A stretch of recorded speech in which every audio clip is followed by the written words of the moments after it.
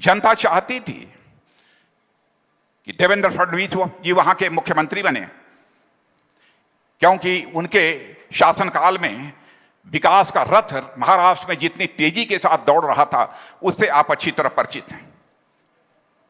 लेकिन एक पार्टी जो हमारे साथ गठबंधन करके चुनाव लड़ी थी, उसका स्वार्थ वह जनभावना पर भारी पड़ गया।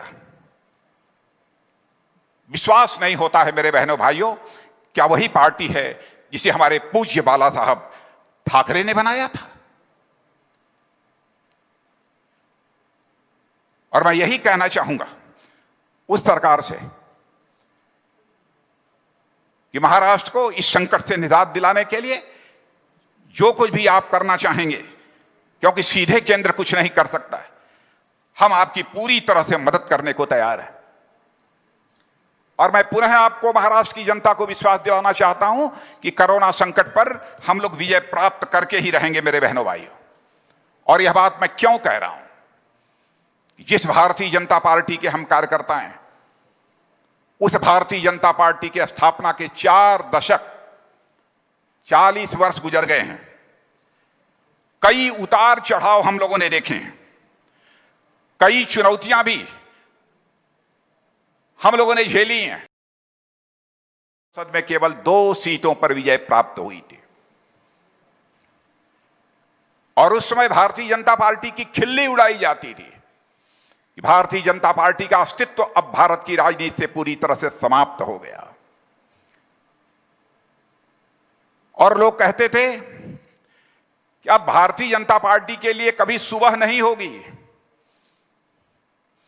लेकिन फिर से हमारे नेताओं ने, आदरणीय अटल बिहारी वाजपेयी अडवाणी जी ने और सारे देश भर के कार्यकर्ताओं ने संकल्प लिया। और अडवाणी जी एक घटना की चर्चा कभी कभी करते थे, सुनाते थे हम लोगों को कि जब 1984 में 2 सीटों पर जब भारतीय जनता पार्टी को विजय प्राप्त हुई तो हम लोग भी थोड़ी देर के लिए हतप्रभ थे। तो हम और अटल जी ने तय किया कि हम अब पिक्चर देखने के लिए चलेंगे। और एक ही साथ स्कूटर पर बैठकर वह एक सिनेमा हॉल में पिक्चर देखने गए और वहां पर जो पिक्चर लगी थी उस पिक्चर का नाम था फिर सुबह होगी। और मेरे बहनों भाइयों, आपने देखा भारतीय जनता पार्टी के लिए फिर सुबह हो गया। यह यदि हुआ है तो हमारे भारतीय जनता पार्टी के कार्यकर्ताओं के संकल्प के कारण हुआ है। चुनौतियों पर विजय प्राप्त करने का ही नाम है भारतीय जनता पार्टी। मेरे कार्यकर्ता बहनों भाइयों, इस हकीकत को हमको समझना चाहिए।